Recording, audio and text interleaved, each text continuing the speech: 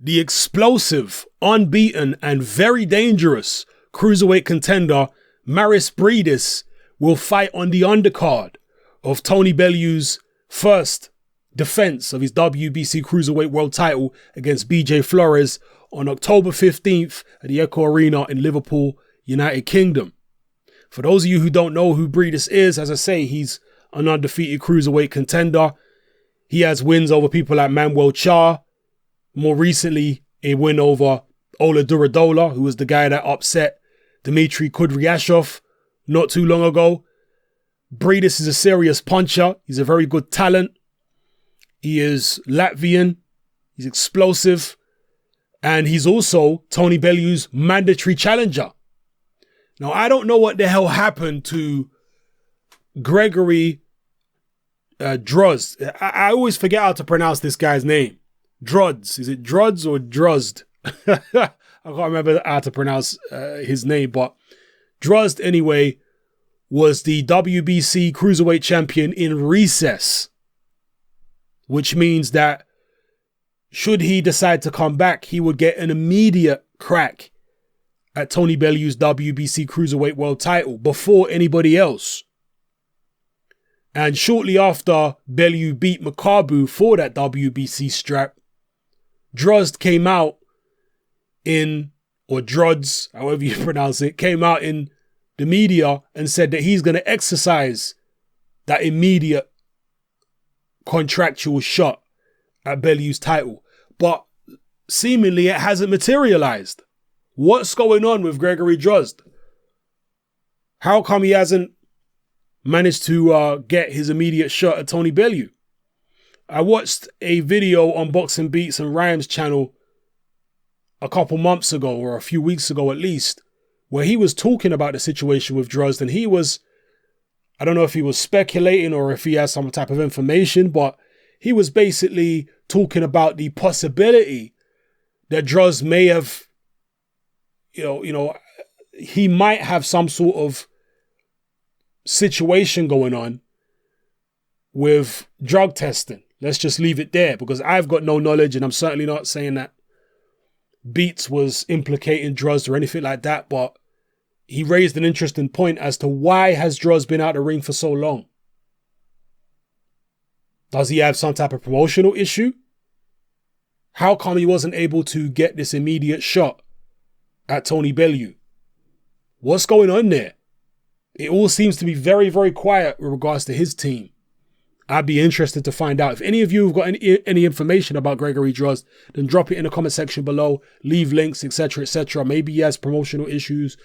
Maybe it's something else. I don't know. But it just seems to be very odd the way this guy's career is going at the moment. Talking about fighting Bellew and then disappearing back into the abyss.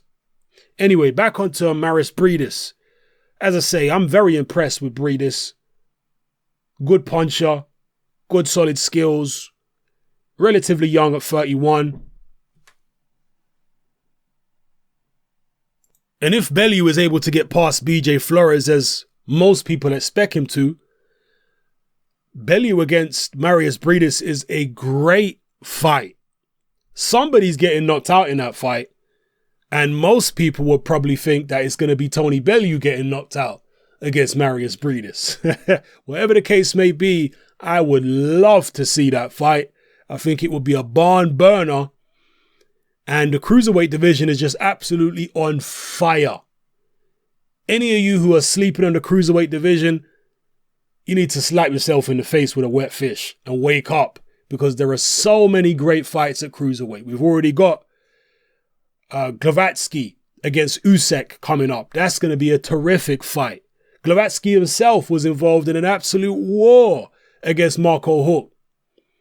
We've had, I remember that show, the Povetkin Marius Wack Undercard, which had several cruiserweight fights on the undercard, and they were all of the cruiserweight fights were terrific. He had at the time Afalabi in a terrific cruiserweight fight on the undercard. He obviously had Duradola against Kudryashov, was also a terrific fight. He had Lebedev, so the cruiserweight division is absolutely smoking. It's a great division. it really is like the heavyweights it's like the heavyweight division of yesteryear, because the guys are around that size. The guys are getting into the ring around 210, 215 pounds. So they're like the size of the Fraziers and the Alis and the Listons, etc., etc. That's how big the cruiserweights are today. The size of the heavyweights in the 70s and the 80s. And, you know, they're faster than most of the heavyweight guys are, better coordinated. And most of these guys are big punchers. Usyk is a big puncher. Bredis is a big puncher. Bellew is a big puncher. Glavatsky is a big puncher. You know, most of these guys can bang. And they let their hands go. What a terrific division the cruiserweight division is. Mairis Bredis is somebody I'm very impressed with. Latvian cruiserweight. Check him out on YouTube if you haven't already seen him. And if you have seen him, let me know how you think he would do against Tony Bellew. Obviously, the guy who he's going to fight, well, presumably, the guy he's going to fight on the Bellew undercard isn't going to be anybody special. It's just going to be a mark-in time fight until he can get that mandatory against Bellew. And it's obviously good business by Eddie Hearn putting Bredis on the undercard of Bellew, because then the fans get to see just how good Bellew is, and they can stoke up the rivalry for the inevitable showdown if Bellew manages to come through against BJ Flores.